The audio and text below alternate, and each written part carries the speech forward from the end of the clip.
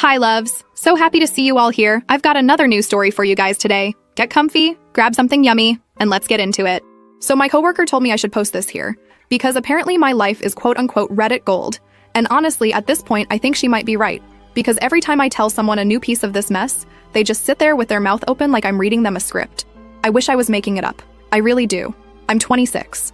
I live in Shreveport, Louisiana. I've been completely on my own since I was 14 years old, and I need to say that first because it's the thing that everything else connects back to. Okay, so backstory. My dad was never in the picture. And I don't mean he left when I was little and I have some vague memory of him throwing a ball with me in the yard or whatever. I mean, I have never met this man. My mom got pregnant at 17, he was 19, and from what I've been able to piece together over the years, he wanted nothing to do with it. My mom told me once when I was maybe 10 that he moved to Texas before I was even born, and that was that. No name on the birth certificate, no custody arrangement because there was nothing to arrange. I used to ask about him when I was little, the way kids do, and every time I brought it up, my mom would get this attitude like I was personally insulting her by being curious about my own father. She told me I didn't need him and that she was enough. So for the first 13 years, it was just me and my mom. We lived in this 2-bedroom apartment off a road near the industrial side of town, the kind of area where you hear trucks downshifting at 4 a.m. and the parking lot always had at least one car up on cinder blocks. The walls were thin enough that I could hear our neighbor Stuart arguing with his girlfriend every single night about the same 3 topics on rotation. The carpet in the hallway had this stain that had been there since before we moved in, and management just kept putting those little yellow wet floor signs next to it, like that was a solution. It wasn't a nice place, but it was ours, and I knew every crack in the ceiling above my bed. My mom had me young, so by the time I was in middle school, she was only in her early 30s, and honestly, she acted like it. She wanted to go out. She wanted the life she felt like she missed. She'd leave me home on Friday nights with a frozen pizza and $20 and come back Sunday smelling like cigarettes and someone else's cologne. I learned to do my own laundry at 9. I was making my own doctor's appointments by 12 because she kept forgetting them. I signed my own permission slips for school trips because she was never awake before I left in the morning. And listen, I'm not saying this to be all poor me about it, I'm saying it because I need you to understand that even before Curtis, I was already basically raising myself. My mom was physically present in that apartment, but she was checked out. I was the kid who always had the key on a lanyard around my neck because there was nobody home after school. Then Curtis showed up. My mom met Curtis at some bar. I don't know which one, doesn't matter. He was maybe mid-30s, worked some kind of shift rotation thing because his schedule was always weird. Sometimes home all day, sometimes gone for days. He moved into our apartment about 5 months after they started seeing each other, which even as a 13-year-old I knew was fast. He showed up with a truck full of his stuff and just started filling the apartment with it. Suddenly there were his boots by the door and his coats taking up the whole closet and his food in the fridge, and I went from having my own space to feeling like a guest in my own home overnight. Curtis did not like me, and I'm not talking about the normal awkward thing where a guy doesn't know how to act around his girlfriend's kid. Curtis actively, openly, wanted me gone. He'd make comments when my mom wasn't in the room, how the apartment felt too small, how teenagers are messy and loud, how he and my mom couldn't build something real with me always underfoot. He told me once that my mom was a different person before she had me, happier, lighter, like I was this anchor she'd been dragging around and he was trying to cut her free. I was 13 when he said that. I was sitting at the kitchen table doing homework, and he was leaning against the counter eating cereal out of a mixing bowl because he'd already broken 2 of our regular bowls within his first month there and never replaced them. And my mom just slowly started orbiting around him like he was the sun, and I was some old satellite drifting further out. She stopped asking about school. She stopped noticing when I was upset. One time I had a fever, like a real one, probably 102, and I asked her if she could take me to the clinic, and she told me to take some Tylenol because she and Curtis had plans. I rode the bus to the urgent care by myself with a blanket wrapped around me because I was shaking so hard. The nurse asked me where my parents were and I said my mom was busy. The nurse gave me a look that I still remember to this day. That look that adults give you when they understand something about your life that you haven't figured out yet. The thing about living with Curtis was that it wasn't one big dramatic blow-up, at least not until the end. It was a slow suffocation. He'd eat the last of something and not replace it, so I'd open the fridge after school and there'd be nothing but his beer and condiments. He'd take over the living room TV every night, so I'd sit in my room with the door shut, doing nothing. He'd have my mom laughing about something in the kitchen, and if I walked in, the energy would just die. Like I was this mood killer just by existing. My mom started keeping her bedroom door locked when they were in there, which she never did before. I started feeling like I was living with 2 roommates who didn't want a third. And the weekends were the worst because that's when Curtis would really make it obvious. They'd go out together Friday and Saturday, and sometimes Sunday too. No invite, no mention of it, they'd just be getting ready and then leaving. I'd be in the apartment alone for whole weekends with whatever groceries were left. I ate dry ramen noodles once, not even cooked, just crunched them up in the bag with a seasoning packet sprinkled in, because there was literally nothing else and I didn't have money to order food. I was 14. Then came the Thursday.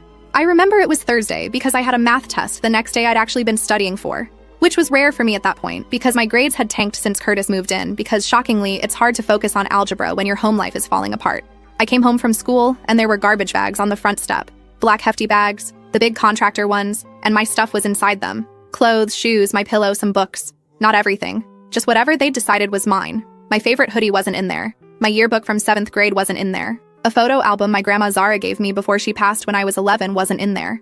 That album had every picture of me from birth to about age 9, and I have never seen it since. My mom came outside and she was crying, but I need to be very specific about what kind of crying this was. She wasn't crying for me. She was crying because she felt guilty. And those are two completely different things. One is about the other person's pain, and one is about your own discomfort with what you're doing. She was doing the second one. She told me Curtis said he couldn't do this anymore and that if I stayed, he was leaving. She said she'd called her sister, my Aunt Tammy, and that Tammy said I could stay with her for a while.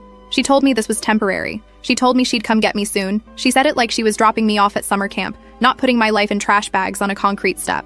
I didn't cry. I remember that. I just picked up the bags and sat on the curb and waited for Tammy to come get me. My mom went back inside.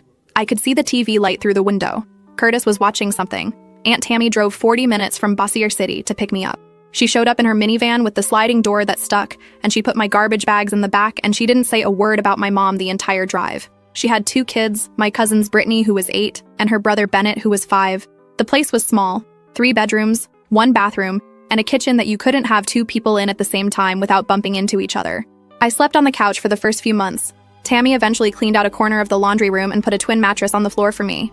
That became my room. A mattress wedged between a washing machine and a shelf of detergent bottles. I did my homework at night with the spin cycle going because Tammy ran laundry late after the kids were asleep. The dryer vent leaked warm air that made the room humid. My clothes always smelled faintly like Gain and machine heat. I lived in that laundry room for 3 years. And here's the part that still makes me want to break something. My mom told everyone I ran away. She called the family, called the neighbors, called whoever would listen and told them that I'd gotten out of control. That I was rebellious and difficult and ungrateful and that I'd taken off one day and refused to come home. She completely flipped the entire story. And people bought it because I was a teenager, and teenagers are stupid, and my mom was charming when she needed to be, and Curtis was right there backing her up. Tammy knew the truth. She picked me up. She saw the bags on the step. She saw me sitting on the curb. But Tammy is the type of person who treats conflict like a house fire. She just leaves the building and hopes it burns out on its own. When I'd ask her why she didn't tell anyone what really happened, she'd say she didn't want to make things worse. I'm sorry. Worse for who? For me? Sleeping on a mattress in your laundry room at 14? Or worse for you because you'd have to have an uncomfortable conversation with your sister? In 12 years, my mother did not contact me. Not once. Not on my birthday. Not on Christmas. Not when I graduated, which I did, by the way. I got my GED at 16 because my attendance was a mess from working and transportation issues. Then I went back and actually finished at an alternative school. I walked across that tiny stage in a borrowed cap and gown, and nobody from my family was there except Brittany, who was 13 by then, and took the bus to come see me. Brittany, a 13-year-old, showed up for me when no adult in my family could be bothered. I worked 2 shifts at a drive-thru most of my high school years. I got to that job on a bike that Tammy's neighbor sold me for $20. When I was 17, Tammy told me she loved me, but her situation was getting tighter and she needed the space back. I wasn't angry at her for that, not really, because she'd done more than my actual mother. I moved in with my friend Elena, whose family had a room over their garage. Elena's mom charged me $200 a month, which looking back was basically charity, and she knew it. I stayed there until 19, and then got my own place. I'm 26 now. I have a life. It's not some big success story with a bow on it. I drive a 2018 Nissan Sentra I bought used and I'm still making payments on. I rent half a duplex where my neighbor plays Zydeco music at 7 in the morning on weekdays, at volumes that should be criminally prosecuted. But I've lived through worse, so I just bang on the wall and he turns it down for like an hour. I eat cereal for dinner sometimes when payday is 2 days away. But it's mine. All of it. I built it from garbage bags on a curb. Okay, so here's where it gets absolutely unhinged. About 4 months ago, regular Wednesday. I'm at work doing my thing, and one of the security guys comes over and says there's a woman in the lobby asking for me by name. I walked out, and it was my mother. I hadn't seen her in person in probably 6 years. Last time was at a family cookout at my Uncle Derek's house where she showed up with Curtis and treated me like a neighbor she vaguely recognized. She waved from across the yard. I left before she could come over. That was it. Now she's standing in my work lobby, crying and asking to talk to me, and the security guy is looking at me like he's waiting for instructions, and there are coworkers walking through seeing this whole mess unfold. I said no. I told her to leave. I walked back. She did not leave. She sat in that lobby for almost an hour until security told her she had to go. She came back the following week. Same thing. Showed up, asked for me, got emotional with the front desk people, telling them she's my mother and I'm shutting her out and she just needs 5 minutes. Natalia from my team had to come get me because the receptionist was overwhelmed. I went out there and I told my mother directly that if she came to my workplace one more time, I'd have her officially trespassed. She kept saying Curtis was gone, that she'd made the biggest mistake of her life, that things were different now. I told her that was real interesting for her and that she needed to leave my building. I found out through Tammy what happened. Curtis cheated on my mom. Not some small thing. He'd had this whole other situation going for years. Some woman he'd been seeing the whole time. He just straight up told my mom he was leaving her for this other person. Packed up and left. Left her alone in the same apartment she threw me out of 12 years ago. And the second he was gone, she couldn't handle being alone. Started calling family members she'd frozen out for years. And she found out where I worked because my cousin Brittany mentioned it in a family group chat. Brittany felt terrible about that. She had no idea my mom was even in that chat still. After I told my mom not to come back, she did what she does best. She went full victim, called every relative she could reach. Aunts, uncles, cousins, people I haven't heard from since childhood. Told them all she'd tried to apologize and reconnect and I'd threatened her with security and was being cruel and heartless. And it worked. My phone went crazy. Uncle Derek called me and spent 20 minutes telling me family is family and that my mom didn't put me in the system. She made sure I went to Tammy and that should count for something. I asked him when he last called me. Silence. I asked him if he ever once in 12 years checked to see if I was alive. He said he didn't know the full story. I told him he didn't try to know it. He told me I was being difficult. Same word Curtis used to use. That tracks. Then Aunt Josephine from Houston got involved. Josephine is the family member who thinks she's everyone's manager. She called me and went on this whole speech about how my mother suffered too. How Curtis was controlling. First time hearing of that, by the way. Nobody said a word about that in 12 years. And how now that he's gone, my mom is finally free to be the mother she always wanted to be. I told Josephine my mom could be whatever she wanted, just not with me. Josephine said I'd regret this when she dies. I told Josephine she's been dead to me since I was 14 and I've been doing just fine with it. That got repeated to the whole family because of course it did. My cousin Ricky, who I used to be close with when we were kids, sent me this long text about how holding on to anger only hurts me. Ricky, who didn't know my birthday until I told him 3 years ago, who never offered me a ride, a meal, a couch, a single thing. That Ricky wants to lecture me about forgiveness. Not one of them has acknowledged what actually happened. They all skip past the garbage bags and go straight to, but she's your mother. They skip past 12 years of nothing and jump to, but she's trying now. They skip past the part where she only came looking for me because the man she chose over me dumped her, and she can't stand being alone. I blocked Josephine after she said my grandmother would be ashamed of me, which is unbelievable because my grandmother Zara is the one who gave me the photo album my mother didn't even bother putting in the garbage bags. But here's the part I haven't told anyone, and the reason I'm actually posting this. Last week, Brittany called me. Brittany is one of the only people in this family I actually trust because she grew up in the same house I did. She was 8 when I moved into Tammy's laundry room, but she remembers everything. She told me my mom is telling people a completely new version of what happened. Not just the old she ran away story. A new version. And it involves stuff about me that isn't true, and stuff about what happened right before I was thrown out that she's totally rewritten. Brittany wouldn't give me the full details on the phone. She said I needed to hear it from Tammy, because Tammy knows the whole version of what my mom's been spreading, and there's something Tammy's been keeping from me. Something from when I was 14. Something nobody has told me in 12 years. Brittany was genuinely upset. Not performative upset, not dramatic, actually shaken. She kept saying she was sorry and that she'd only just found out because Tammy let something slip during an argument they were having about this whole situation. She said, I needed to talk to Tammy before I did anything else. I haven't called Tammy yet. I keep picking up my phone and putting it down, but Brittany doesn't exaggerate. She's not a dramatic person. Whatever this is, it shook her. And that scares me more than anything my mom's done so far. So that's where I am. Mother showed up at my job twice sobbing to strangers about wanting her baby back. Family who didn't check on me once in 12 years is suddenly calling me heartless. And apparently Tammy's been holding on to something since I was 14 that I still don't know. I'm going to call Tammy this weekend. I'll update after. If you read this whole thing, you're already more invested in my life than anyone who shares my blood, so genuinely thank you for that. Here's my thing. You don't get to come back 12 years later because your boyfriend dumped you and call it a mother's love. That's not love, babe. That's loneliness. Those are two very different things, and I need everyone in her family to learn the difference. Derek really said, family is family. Like that means something. Cool speech, sir. Would have hit harder 12 years ago when she was doing homework next to a dryer, but sure go off now when it costs you nothing. I think the thing that people don't understand about situations like this is, forgiving someone isn't the hard part. The hard part is that if she lets her mom back in and her mom gets another boyfriend tomorrow, she's getting dropped again. And she knows that. Because her mom didn't have some big life change. She didn't go to therapy.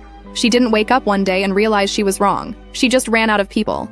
And a mom who only wants you when she's got nobody else will always find somebody else eventually. Brittany taking a bus at 13 to watch her graduate is the only real love in this entire story, and I will not be taking questions on that. Update. First of all, thank you to every single person who commented on my original post. I read everyone. Somebody said something about how families treat the person who got hurt like they're the problem, because it's easier than admitting they all failed. And I screenshot that and sent it to Brittany, because that's exactly what's happening here. A few people asked for an update after I talked to Tammy, and honestly, I wish I had a simple, clean answer for you, but this is my family. So of course, nothing is simple or clean. Okay, let me walk through this. So, Saturday morning, I drove out to Tammy's place. I hadn't been out there in probably a year.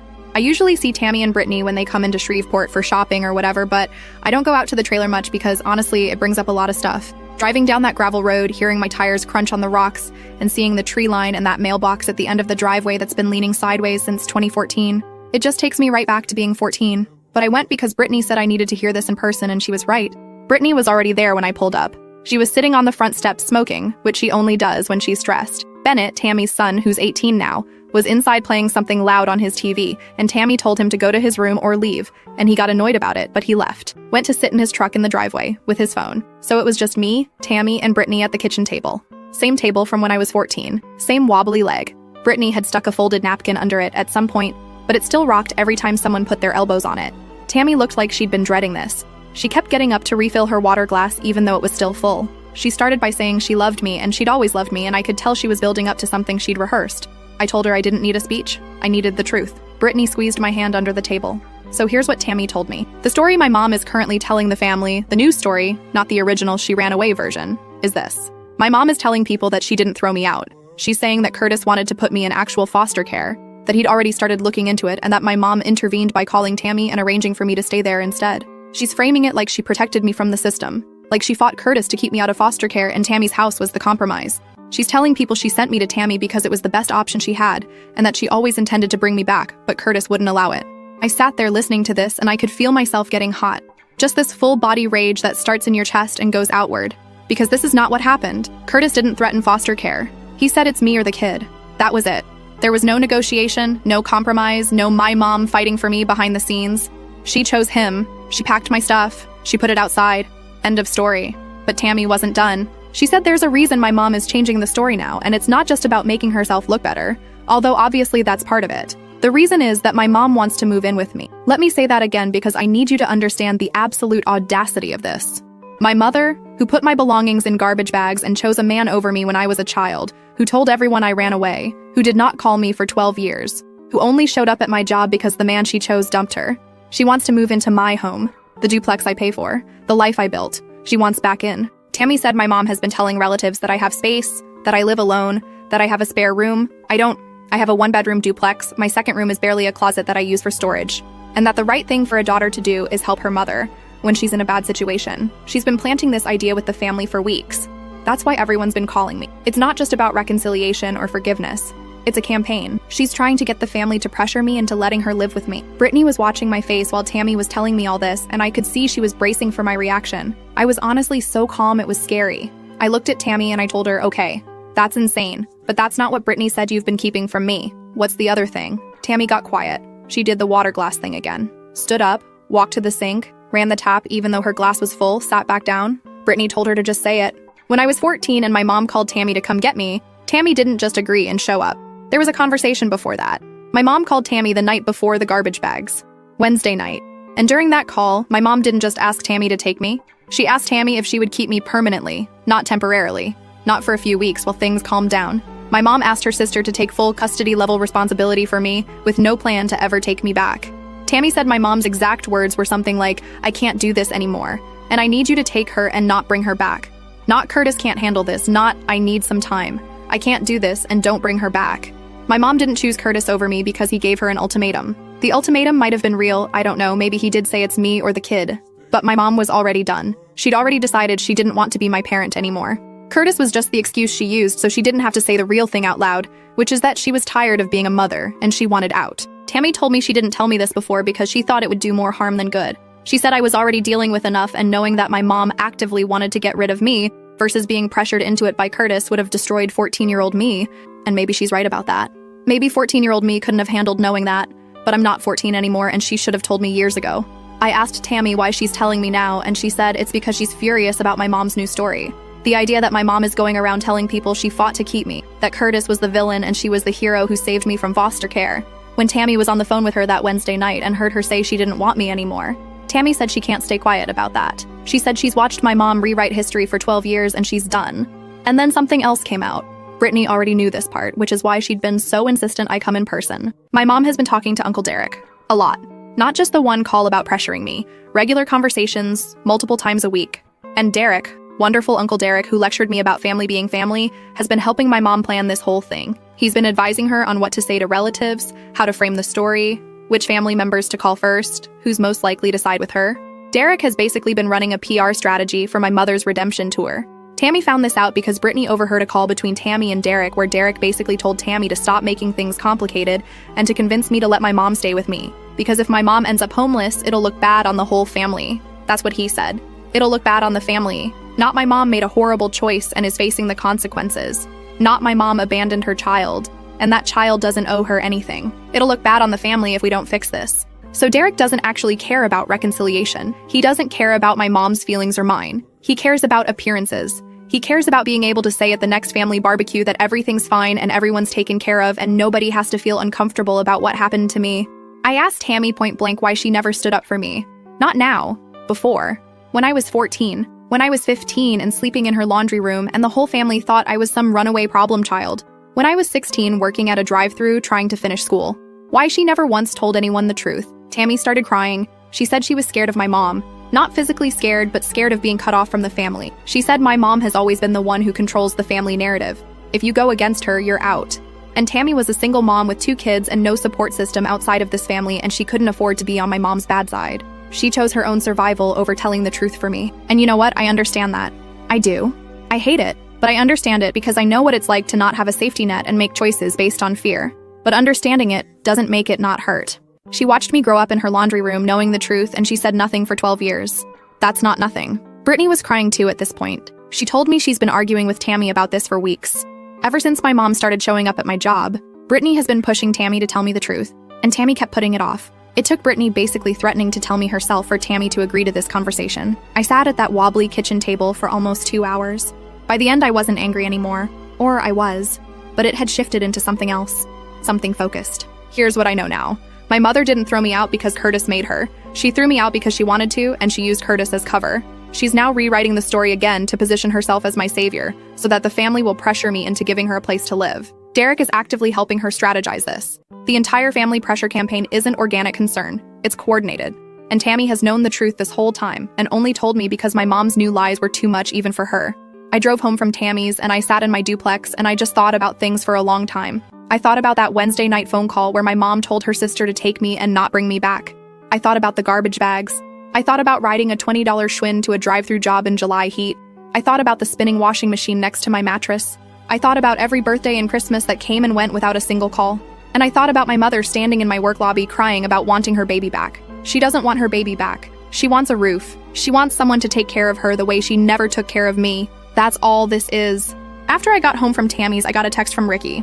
Not about the situation directly. He sent a message to the family group chat, which I'm still in because I muted it months ago and forgot to leave, saying that he talked to my mom and she's in a really rough place and the family needs to step up. Someone, I think it was Josephine, responded agreeing and then added that some people in this family care more about grudges than blood. And that was obviously about me. I almost responded, but Brittany texted me separately and told me not to engage yet. She said wait until I figure out my next move, like I'm playing chess with people who are supposed to love me. Here's the thing though. After everything Tammy told me, I realized something that changes the math on this whole situation. My mom's new story, the one where she saved me from foster care, means she's admitting she sent me away. She's not saying I ran away anymore. She's shifted her story from, I had nothing to do with it, to I was the one who arranged everything, but I did it to protect you. Which means if I can get her to commit to this new version, she can't go back to the old one. She's locked herself in. She admitted she was involved. She just changed the why. And that matters because right now, half the family still thinks I ran away. They've believed that for 12 years. If my mom is now going around saying, actually, I sent her to Tammy's because I was saving her from Curtis, that directly contradicts what she told everyone before. Some people in this family are going to notice that those stories don't match up. And if they don't notice on their own, I'm going to make them notice. I haven't decided exactly what I'm going to do yet. Brittany and I have been talking about it. She's fully on my side, and honestly, she's been angrier about this than I am in some ways because she grew up watching me live in that laundry room, and she's always felt guilty that she had a bedroom and I didn't even know she was a child and none of it was her fault. But I know this.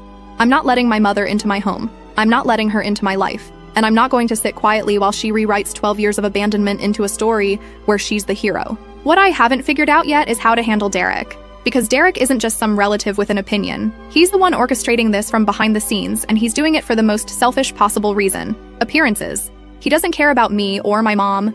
He cares about the family looking good. And that makes him almost worse than my mom in some ways because at least my mom wants something real from me. Even if what she wants is completely delusional and self-serving, Derek just wants the problem to go away quietly. I'm going to confront Derek directly. That's the plan. Not through texts, not through other family members.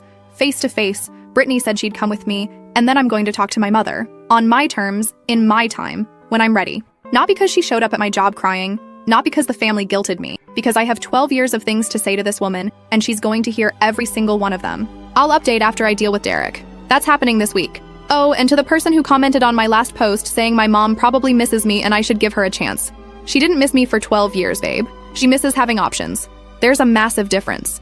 I think the mom switching her story is gonna be the thing that takes her down. Because liars can survive one lie for years. But the second you change your lie, you're done. People can ignore the truth, but they cannot ignore a contradiction. And she just handed her daughter the biggest contradiction on a silver plate. And honestly, I have zero sympathy for Derek. At least the mom wants something, she's desperate and selfish, but there's a motivation there. Derek? He's willing to sacrifice his niece's peace so he can feel comfortable at family dinners. That's the most cowardly kind of person. Someone who doesn't even have the excuse of being desperate. He's just lazy about other people's pain. But here's what I really think.